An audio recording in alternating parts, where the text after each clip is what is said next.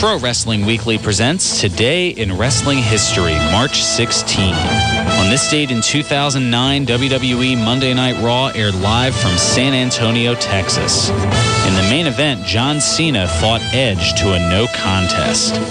On this date in 1998, WCW Monday Nitro aired live from Panama City, Florida.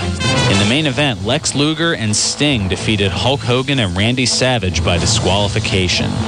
On this date in 1998, WWF Monday Night Raw aired live from Phoenix, Arizona. In the main event, Luna fought Sable to a no contest. On this date in 1997, WCW held its uncensored pay-per-view. In the main event, Team NWO defeated Team Piper and Team WCW in a triangle tag team elimination match. This has been Today in Wrestling History, March 16.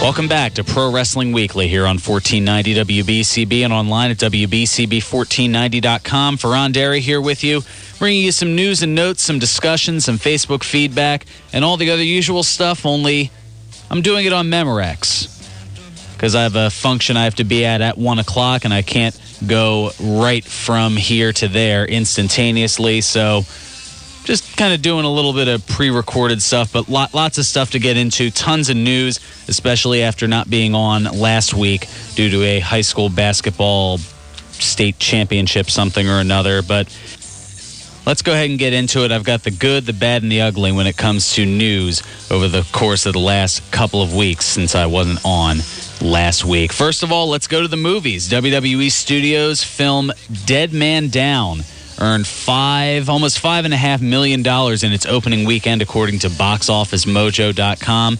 The movie opening on just under 2,200 screens.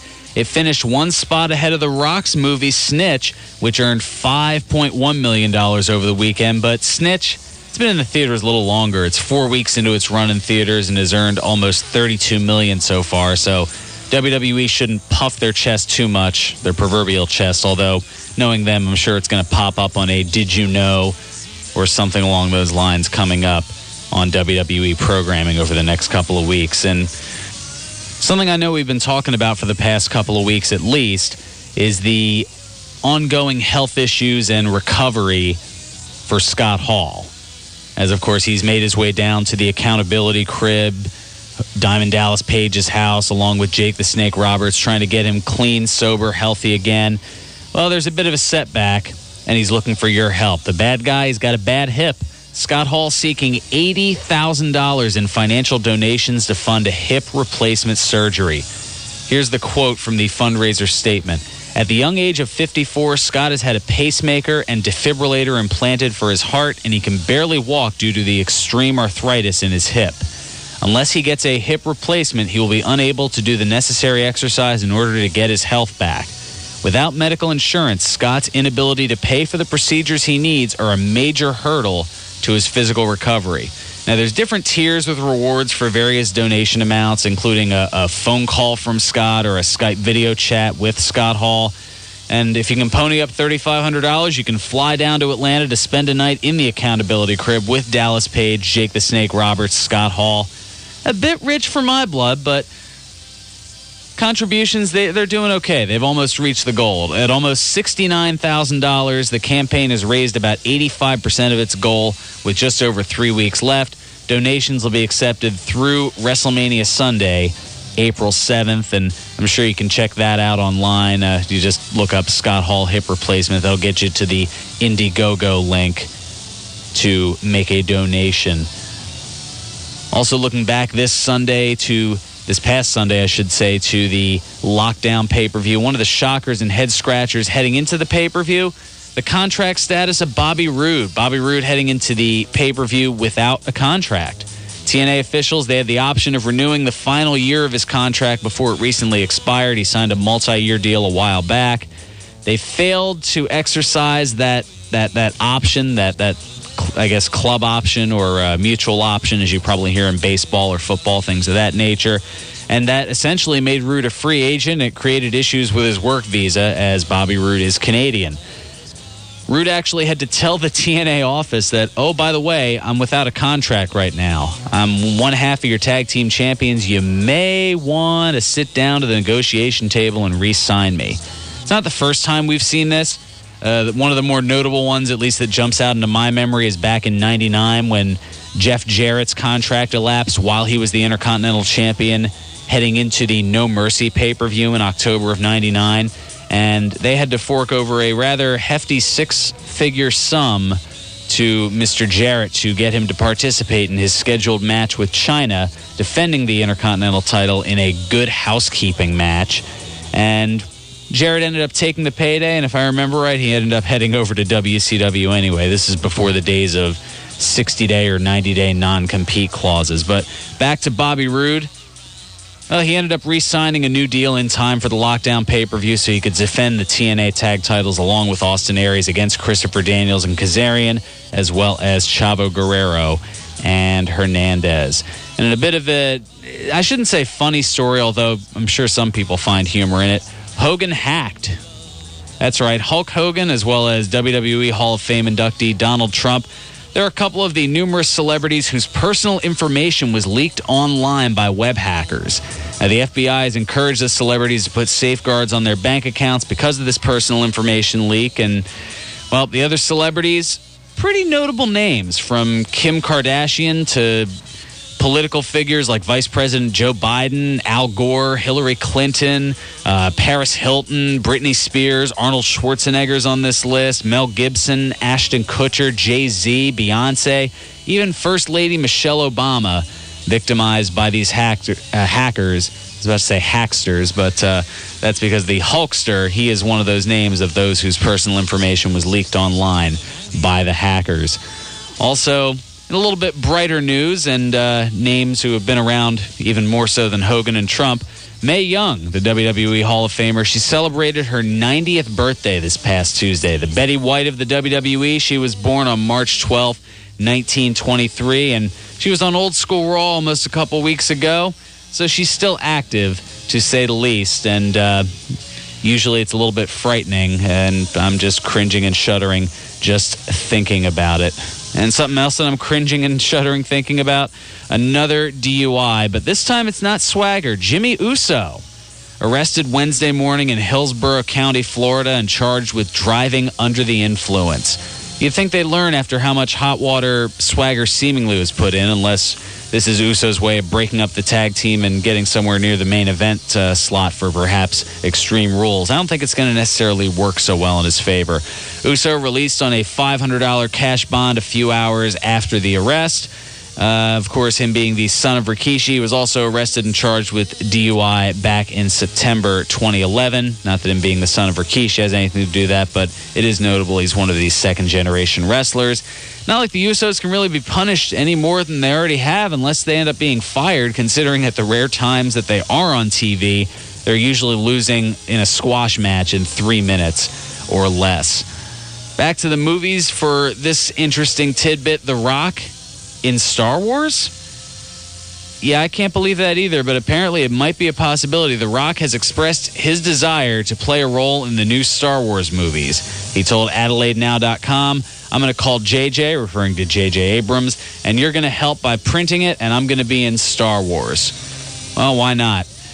If Richard Pryor could say that you like the Superman movies, the next thing you know, he's in Superman 3 going back 30 years ago. 30 years ago, my goodness. But, yeah, if that's a possibility just from him saying, oh, I like Superman, next thing you know, he's in a Superman movie, who knows? The Rock could be in there in Star Wars. Maybe The Rock will be paired along with Samuel L. Jackson somewhere in there. Well, okay, that's referencing some of the newer ones, but I don't know. I know bits and pieces of Star Wars. My nerddom, geekdom, and dorkdom, they only reach certain levels in certain things. I usually stick with wrestling knowledge. Sometimes I delve out, but only sometimes. And Goldust, it looks like he's off of WrestleMania. Dustin Rhodes, also known as Goldust, commenting on his WrestleMania 29 status on Twitter, says, looks like I'll be watching WrestleMania 29 this year from the comfort of my home. He throws in a hashtag New Kids on the Block. Hope they know the opportunity they have.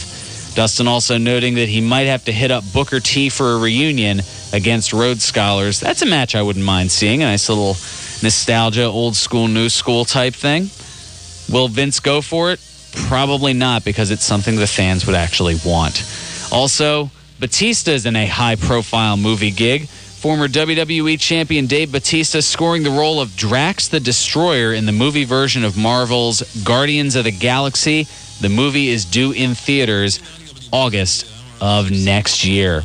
And Rob Van Dam talking contract status. We mentioned Bobby Roode. Rob Van Dam at least talking a little bit about it. He issued the following statement about his TNA contract status this past Thursday night. And I quote, "I have been reading a lot of tweets concerning my contract with TNA as of late. Questions such as, is it true your contract is up? Has your contract expired? Are you re-signing with TNA? Are you joining WWE? What's the deal? I appreciate all the questions and I'm happy to address it. Just not right now. I plead the fifth due to the grounds that it may be detrimental to my ongoing business affairs. Thank you for understanding, and very soon we'll talk about just that." Interesting. So Rob Van Dam not exactly playing his hand as far as what he wants to do with his contract, whether it's going to TNA or sticking with TNA or going to WWE. Now, earlier in the program, I teased a fairly big announcement as far as the show coming up. And, next week, definitely a jam-packed show. For one thing, I'll be celebrating 4 years as the host of the longest-running pro wrestling talk show in the history of terrestrial radio. That's right, 4 years since Eric Gargiulo passed the torch over to me. And going to have a little bit of fun with it. Actually going to have a second interview. This one, well, it's with a yet-to-be-named member currently on the WWE roster. They're going to help talk a little bit about Monday Night Raw, which will be in Philadelphia a week from this Monday. We'll talk a little bit about that. Once I know, I'll let you know. Check the Facebook fan page, WBCB Pro Wrestling Weekly. Heck, I'll even throw it out on Twitter, even though I'm not much of a tweeter. I at least have a Twitter account, @Fearon Derry. That's @FEARONDERRY. Go ahead and follow me, like me. You can tell I'm not great with all this technological stuff. Follow the Facebook fan page, like it. That way you can get some comments, and I've got some Facebook feedback coming your way in a minute or so. We'll definitely talk about that. But next week, a yet-to-be-named member of the WWE roster scheduled to join me here on the program to talk a little bit about Raw, as well as what's going on with his or her career. Last time I was able to get somebody from the roster, it was then WWE Raw General Manager AJ Lee. So who am I going to get this time? Stay tuned to the Facebook and possibly Twitter account to find out. Once I know, I'll pass the word along to you. Let's go ahead and take a look at the Facebook feedback. A lot of thoughts definitely going out there.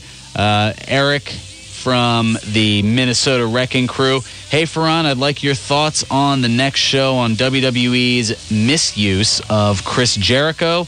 I've been feeling it the last few weeks they've misused his return at the Royal Rumble.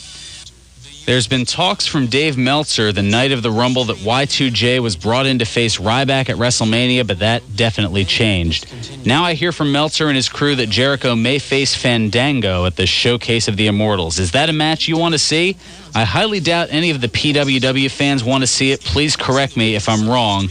Do you want to see Jericho taking on Fandango at WrestleMania, and do you feel WWE is using Jericho's return this time around well? Thanks. Well, Eric, here's my thoughts on it. I know Jericho, he's back at this point to kind of help the younger stars. I mean, you have to remember, Jericho's not exactly a spring chicken. I mean, he'll be 43 later this year. And as much as we picture him from back in the late 90s as your party host, the most charismatic showman to ever enter your living rooms via a television screen, and while he's still kept himself fresh and it seems like he's sipping from the fountain of youth every time he comes back, we got to bring a new generation of stars in, and he's looking to help do that because he wants to help the business. So are you looking for him to have another world title run? I don't know if it's necessarily going to go that way. There are other guys that are kind of heading, that it should be heading in that direction. I mean, do we want to relive the Attitude Era with guys in their 40s? Well, we're kind of seeing that already. The Outlaws are back. The Rock's back. Jericho, he's back at least in a part-time capacity. The thing is, as much as you're a fan of a particular person, they can't stay at the top forever. Otherwise, Bo Jackson would be running over defenses now just as he did 25 years ago in Tecmo Bowl. But, time is a thing. It happens. What can you do? You got to embrace it, move on with it, and that's kind of where we're at here. And speaking of time being a thing, that's going to just about do it for me. Thanks to Matt Sarshik for pushing the buttons, turning the dials here. And I'll be back next week for a little celebration of my 4-year takeover here on Pro Wrestling Weekly, and a yet-to-be-named member of the WWE roster.